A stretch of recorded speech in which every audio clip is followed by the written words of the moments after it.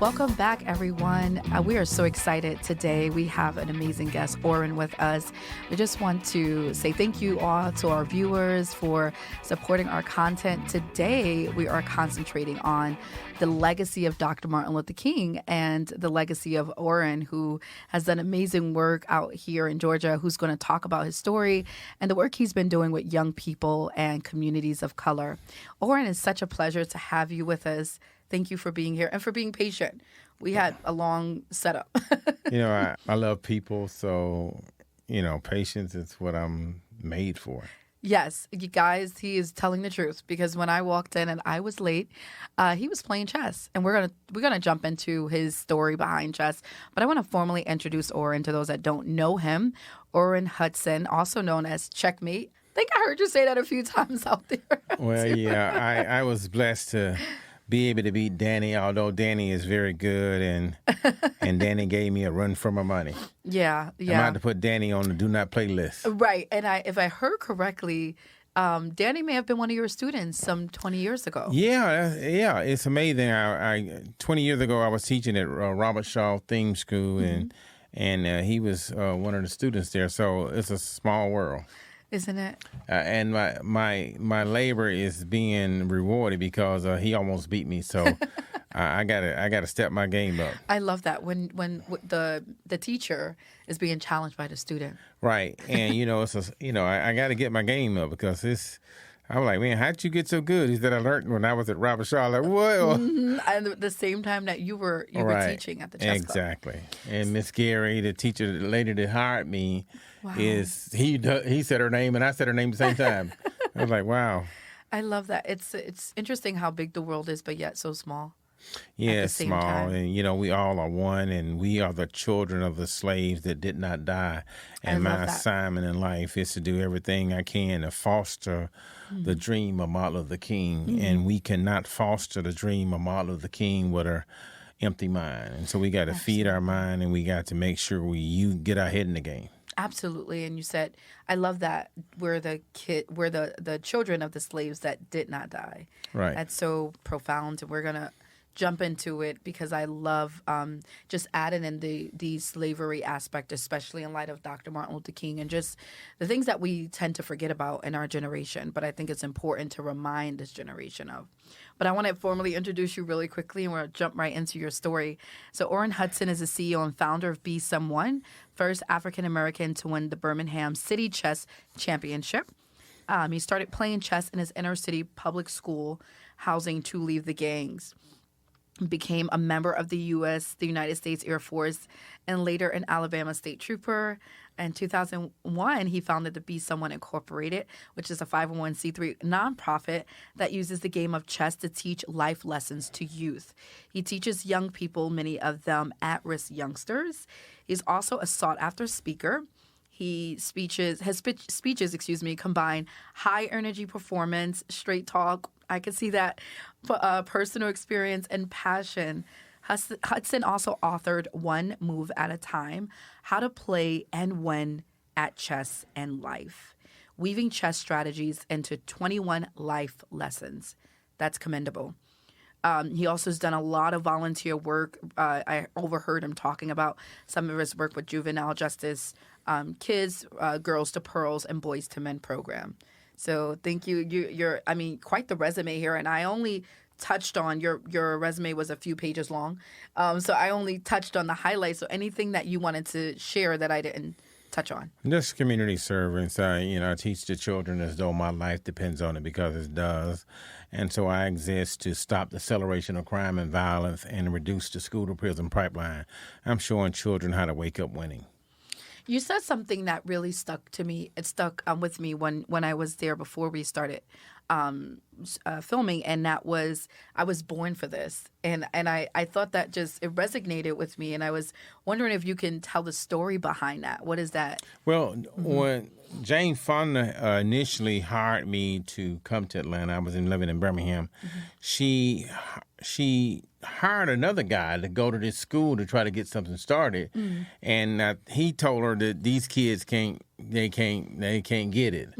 And I go over there and I coach them and we win 3 championships. So I was born for this. Everybody can't do this. Some people say it can't be done. I said it can be done. Wow. Yeah, so everything's about attitude. This shoe company sent this guy to Africa, and they sent him over there to sell some shoes. And then he gets over there. He said, send me a ticket to get back home. He said, no one over here has any shoes. They sent me over there.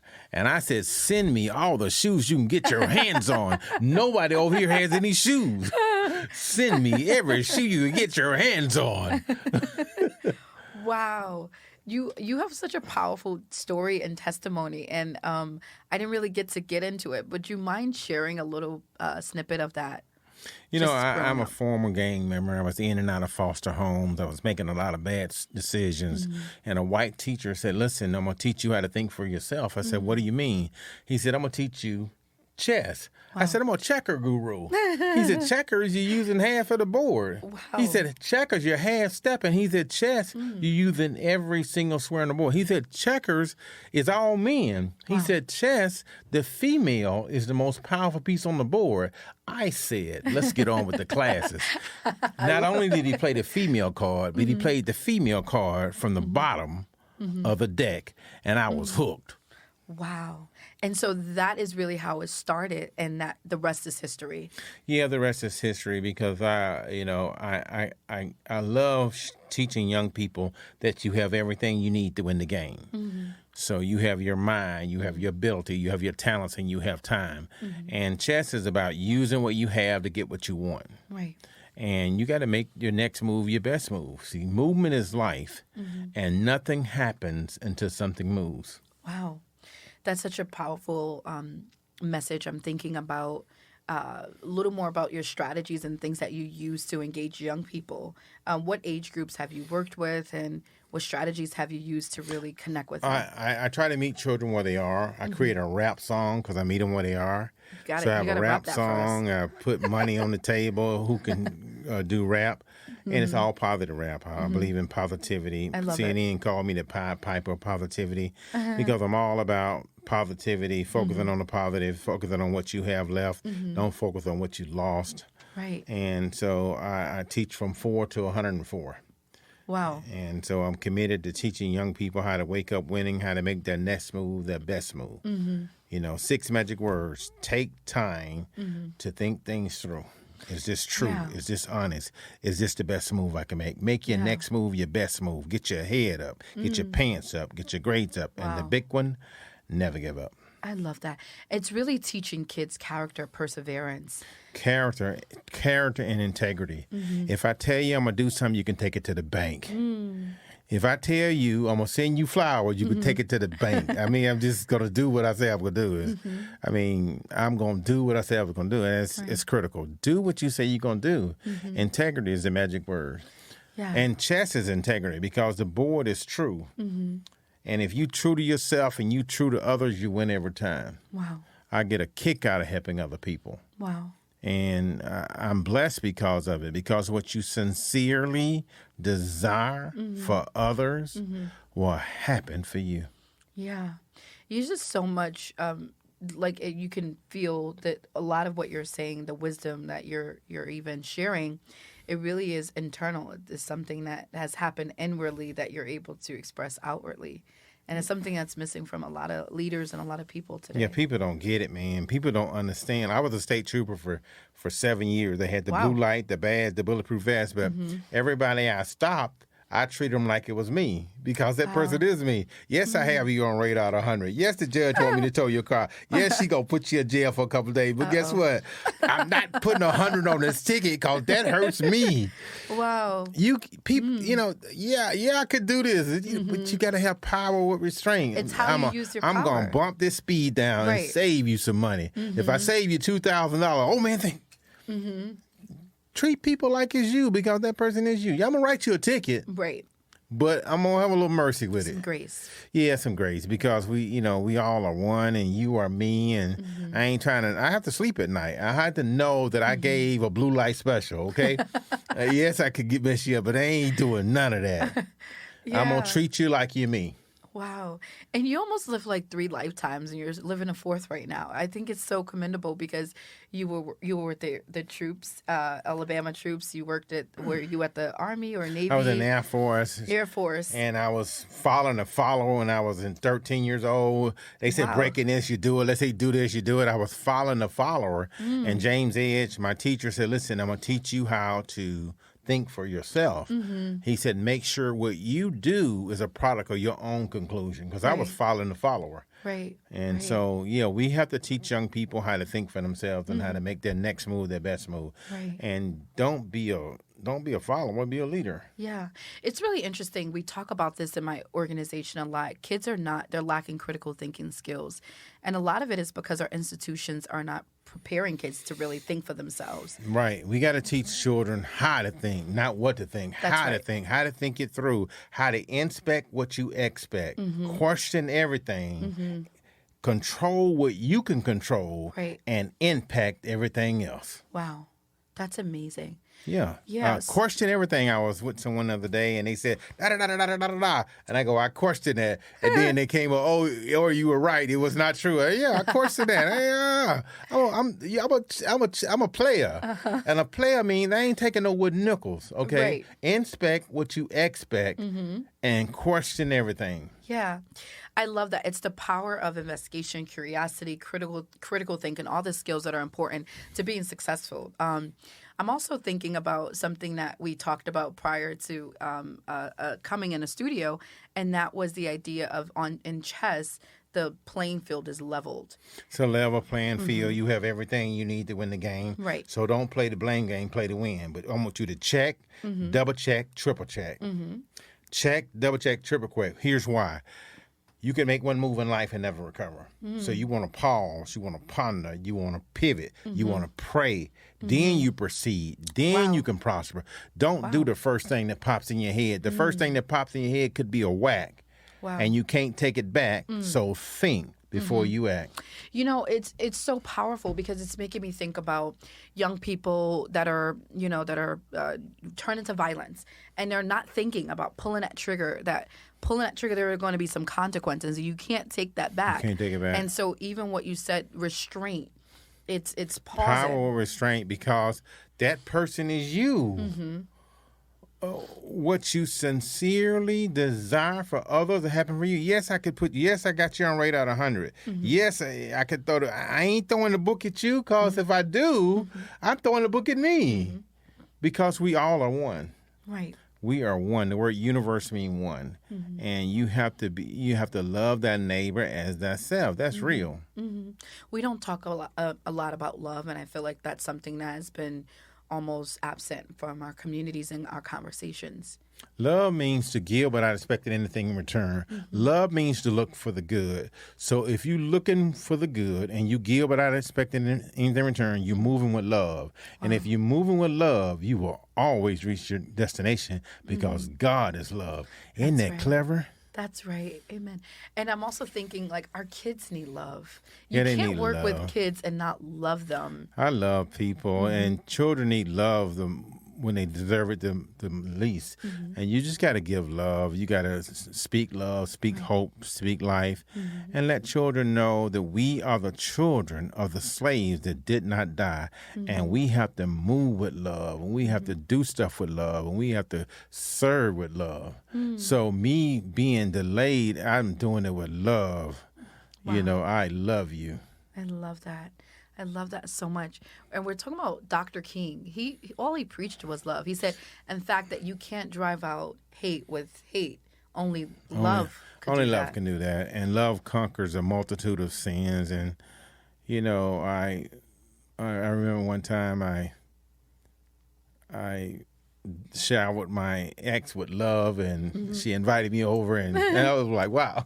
Oh, wow. Love works. Well, and you see what love could do, y'all? Yeah. Just Love is powerful. Yeah, just love people. I love people, and Right. I just care about people, and I'm all about, helping people. I love it. I'm wondering about the legacy of Dr. King, and I feel like a lot of these iconic historical figures that have been, trailblazers for Black communities are often forgotten about by the current generation. And so I'm wondering, what are some principles from his life that you would extract to teach our youth today? Yeah, I remember Martin Luther King was on an airplane and a lady spit on him and he didn't do anything. And that's really what it's all about. Loving people who were nice to you is okay, but you have to love your enemies. Wow. You have to pray for your enemies. You have to do good to people who do you wrong, because vengeance is mine, said the Lord, and I will repay. So we have to don't hit back. It's just don't do it. I know people are taught to do that. Will Smith, you're wrong. Come on, bro. You cannot hit anybody. You just gonna do that. I told my children, I got 7 children. Wow. I'm like, listen, nope, don't do that. But your mama did this. I don't care what it don't matter.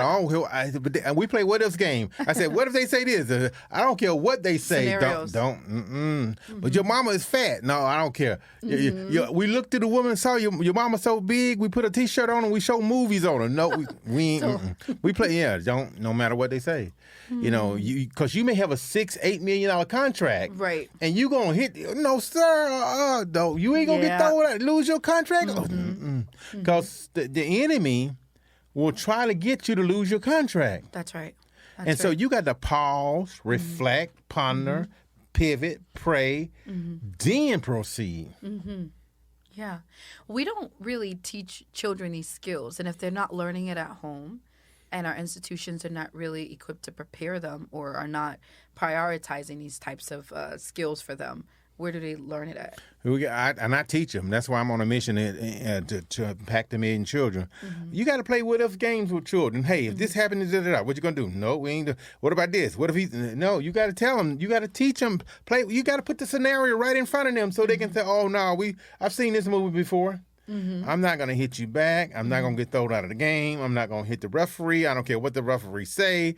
But if you're nice to the referee, he may make the call up for you. Just be nice to him. That's true. Just be nice to him. He'll pay you back. He'll give it to you back. So just be nice, because what you put out will come back. And even if it's negative. So if you put that negativity out, that's going to also exactly. And whatever you put out. So put love out. Move with love. Speak with love. Do everything with love, because when you smile, people will smile back. That's very true. I had one of my students, I taught him what to say if he gets stopped by the police. He called me up and said, "Coach, I owe you." I said, "Why?" He said, "I was real nice to the officer like you told me, and he let me go." Yep. Yeah, smile, "Officer, please forgive me for anything I've now done. I apologize in advance." He go, "What? Where'd you get that from?" Oh, yeah. Yeah, "I apologize. Please forgive me. Have mercy on me. I apologize." It's also humility, too. Yeah, just be nice to people. I love helping other people and making people smile. Make people smile. Make people cry with tears of joy. I love that. I helped this homeless lady one time, and she started crying, but she don't understand. I was more happy than she was. So I just love helping people. I called my office one time and I said, "Listen, I'm bringing breakfast for 6 people, and I'm on my way." And I had the breakfast there, and I stopped at the stop sign, and a lady there with 4 or 5 kids.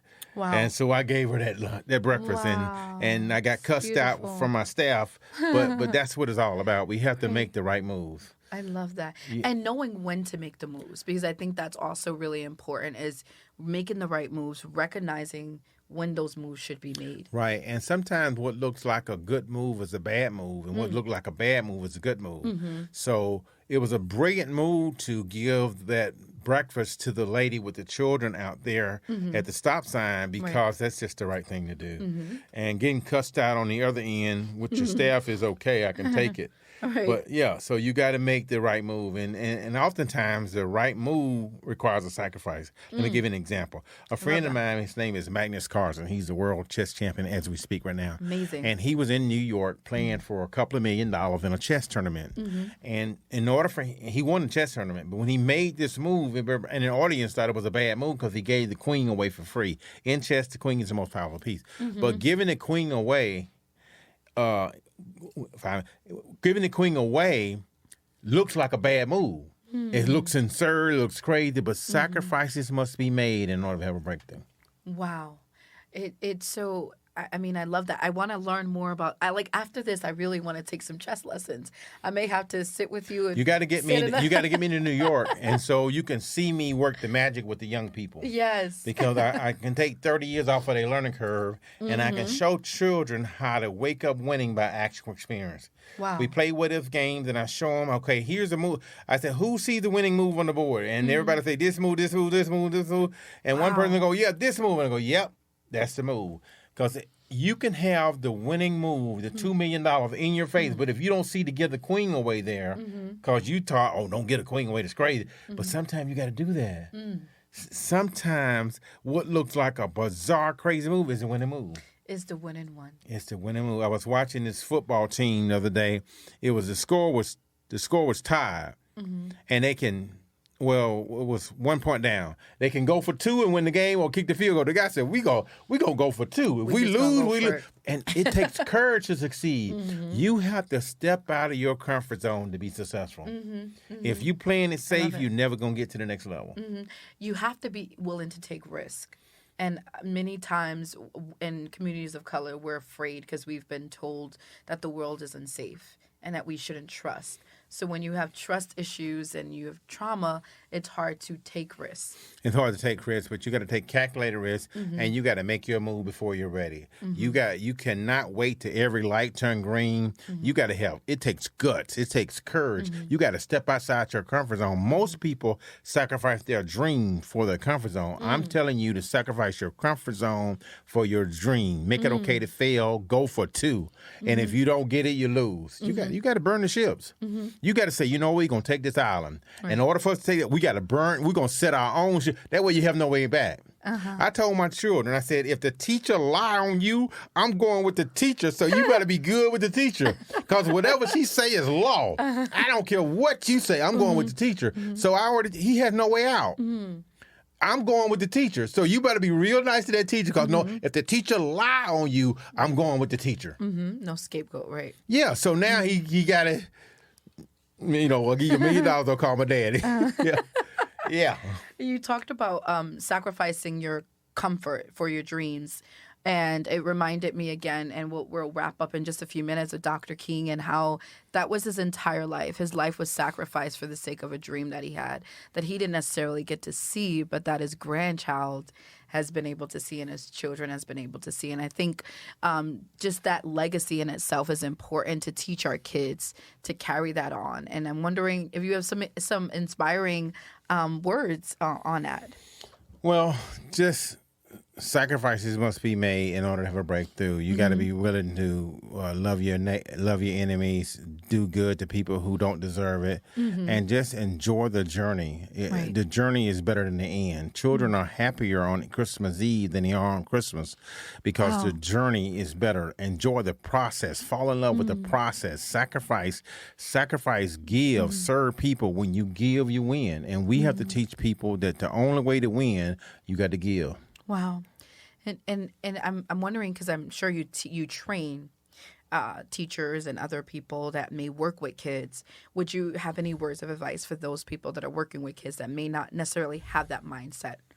Just know that we are the children of the slave that did not die, and we got to pour into them because our life depends on it. And, we don't teach these children correctly, it's going to backfire on us. I teach the children as though my life depends on it because it does. Wow. Wow.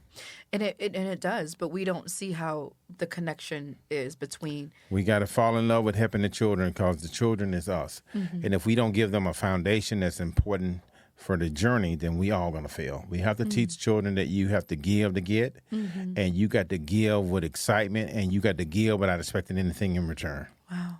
That's so powerful. And just one more thing I want to pick your brain about before we close. Actually, two. I want you to tell a little bit about your Be Someone organization. And then I'd love for you, if you were sort of putting yourself in the shoes of a slave from way back then, what would be one thing that you would say to this generation?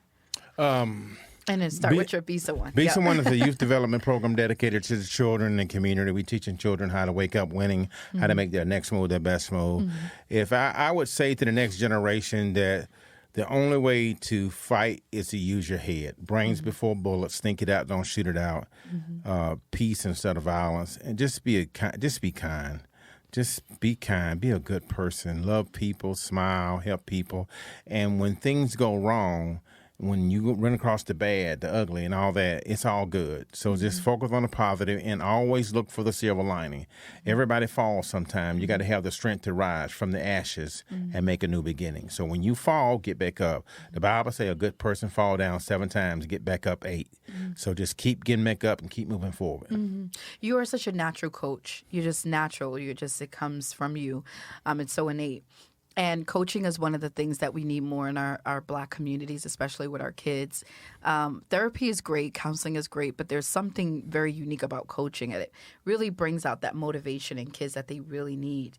And then I could also see that you play like a father role to a lot of kids that may not have the fathers in their lives. I think that's so incredible that you're doing this. Well, I was in court the other day, and this kid was about to get 8 years. And I said, Judge, I'll take responsibility for this. Let's take a recess, and I promise you won't never see this kid again. And she granted my request. But I want the children to win. I teach the children as though they're mine, and I tell children all the time, your mind is a pearl. You could change the world. I love that. I want to repeat that. Your mind is a pearl. You can change the world. And this has been such an incredible conversation. I don't want to leave, but we have to wrap up, and we definitely want to bring you back. We got to get you to New York too, to help our kids out there. There's a lot of need in New York City as well. I know there's a lot of need out here in Metro Atlanta, but you're doing amazing work. I thank you for being who you are in the community, and all the great work, the impact, and the legacy that you've been leaving. Thank you. Yeah, thank you. Any last words before how can people reach you? BeSomeone.org. My name is Orrin C. Hudson. The C's for checkmate. Checkmate means you win. It's not over until you win. It's not over till you win. So happy Martin Luther King Day to every one of you. We appreciate you, Orrin. We appreciate you so much. You are my brother. And I'm so happy that you joined us today. And thank you all for watching, for listening, for tuning in.